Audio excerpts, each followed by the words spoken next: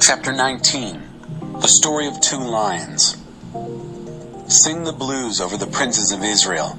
Say, what a lioness was your mother among lions. She crouched in a pride of young lions. Her cubs grew large. She reared one of her cubs to maturity, a robust young lion. He learned to hunt. He ate men. Nations sounded the alarm. He was caught in a trap. They took him with hooks and dragged him to Egypt. When the lioness saw she was luckless, that her hope for that cub was gone, she took her other cub and made him a strong young lion. He prowled with the lions, a robust young lion. He learned to hunt. He ate men. He rampaged through their defenses, left their cities in ruins. The country and everyone in it was terrorized by the roars of the lion. The nations got together to hunt him. Everyone joined the hunt. They set out their traps and caught him. They put a wooden collar on him and took him to the king of Babylon. No more would that voice be heard disturbing the peace in the mountains of Israel. Here's another way to put it. Your mother was like a vine in a vineyard, transplanted alongside streams of water, luxurious in branches and grapes because of the ample water. It grew sturdy branches fit to be carved into a royal scepter. It grew high, reaching into the clouds. Its branches filled the horizon, and everyone could see it. Then it was ripped up in a rage and thrown to the ground. The hot east wind shriveled it up and stripped its fruit. The sturdy branches dried out, fit for nothing but kindling. Now it's a stick stuck out in the desert, a bare stick in a desert of death, good for nothing but making fires, campfires in the desert. Not a hint now of those sturdy branches, fit for use as a royal scepter. This is a sad song, a text for singing the blues. Chapter 20. Get rid of all the things you've become addicted to. In the 7th year, the 5th month, on the 10th day of the month, some of the leaders of Israel came to ask for guidance from God. They sat down before me. Then God's message came to me. Son of man, talk with the leaders of Israel. Tell them, God, the Master, says, have you come to ask me questions? As sure as I am the living God, I'll not put up with questions from you. Decree of God, the Master. Son of man, why don't you do it? Yes, go ahead. Hold them accountable. Confront them with the outrageous obscenities of their parents. Tell them that God, the Master, says, on the day I chose Israel, I revealed myself to them in the country of Egypt, raising my hand in a solemn oath to the people of Jacob, in which I said, I am God, your personal God. On the same day that I raised my hand in the solemn oath, I promised them that I would take them out of the country of Egypt and bring them into a country that I had searched out just for them, a country flowing with milk and honey, a jewel of a country. At that time I told them, get rid of all the vile things that you've become addicted to. Don't make yourselves filthy with the Egyptian no-God idols. I alone am God, your God. But they rebelled against me, wouldn't listen to a word I said. None got rid of the vile things they were addicted to. They held on to the no-gods of Egypt as if for dear life. I seriously considered inflicting my anger on them in force right there in Egypt. Then I thought better of it. I acted out of who I was, not by how I felt. And I acted in a way that would evoke honor, not blasphemy, from the nations around them, nations who had seen me reveal myself by promising to lead my people out of Egypt. And then I did it. I led them out of Egypt into the desert. I gave them laws for living, showed them how to live well and obediently before me. I also gave them my weekly holy rest days, my Sabbaths, a kind of signpost erected between me and them to show them that I, God, am in the business of making them holy. But Israel rebelled against me in the desert. They didn't follow my statutes.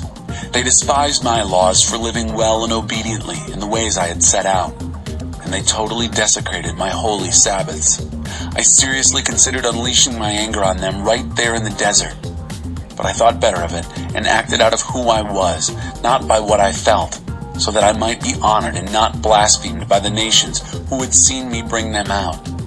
But I did lift my hand in a solemn oath there in the desert, and promised them that I would not bring them into the country flowing with milk and honey that I had chosen for them, that jewel among all lands. I canceled my promise because they despised my laws for living obediently, wouldn't follow my statutes, and went ahead and desecrated my holy Sabbaths. They preferred living by their no-God idols. But I didn't go all the way. I didn't wipe them out, didn't finish them off in the desert. Then I addressed myself to their children in the desert. Don't do what your parents did. Don't take up their practices. Don't make yourselves filthy with their no-God idols. I myself am God, your God. Keep my statutes and live by my laws. Keep my Sabbaths as holy rest days, signposts between me and you, signaling that I am God, your God. But the children also rebelled against me. They neither followed my statutes nor kept my laws for living upright and well, and they desecrated my Sabbaths. I seriously considered dumping my anger on them right there in the desert, but I thought better of it and acted out of who I was, not by what I felt, so that I might be honored and not blasphemed by the nations who had seen me bring them out. But I did lift my hand in solemn oath there in the desert, and swore that I would scatter them all over the world, disperse them every which way, because they didn't keep my laws nor live by my statutes. They desecrated my Sabbaths, and remained addicted to the no-God idols of their parents.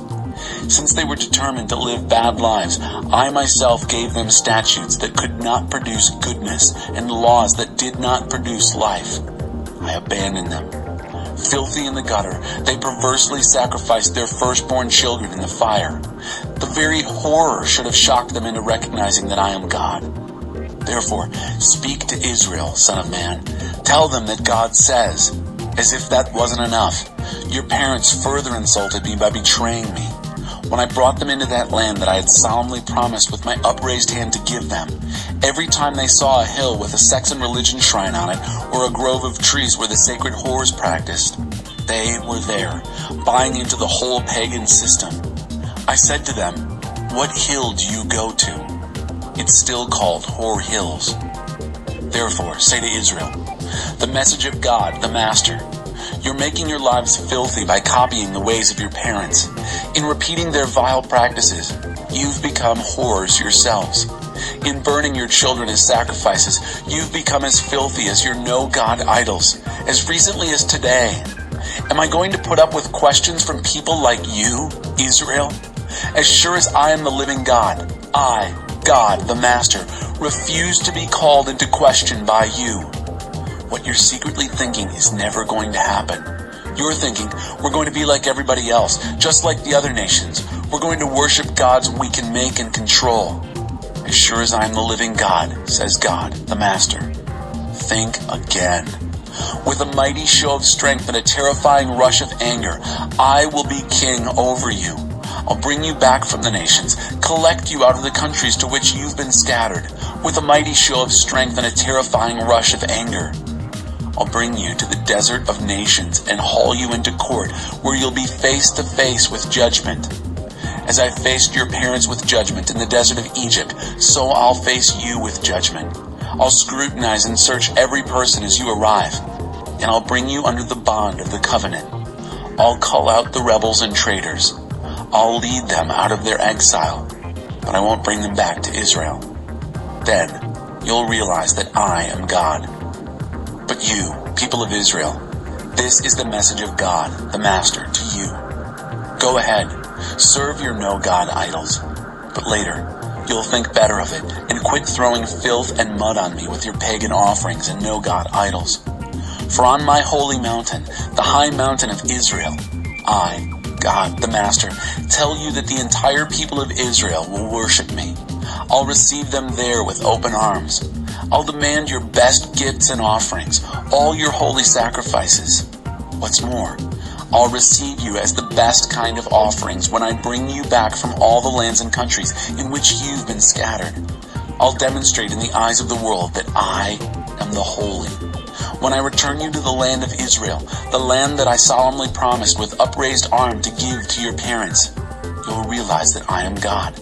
Then and there, you'll remember all that you've done, the way you've lived that has made you so filthy, and you'll loathe yourselves. but dear Israel.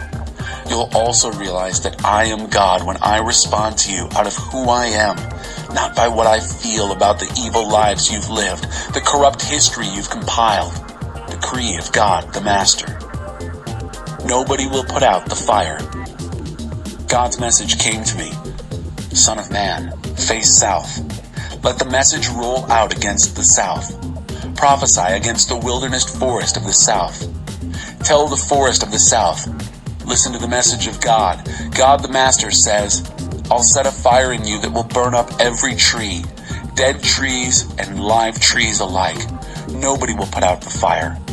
The whole country from south to north will be blackened by it. Everyone is going to see that I, God, started the fire and that it's not going to be put out. And I said, oh God, everyone is saying of me, he just makes up stories.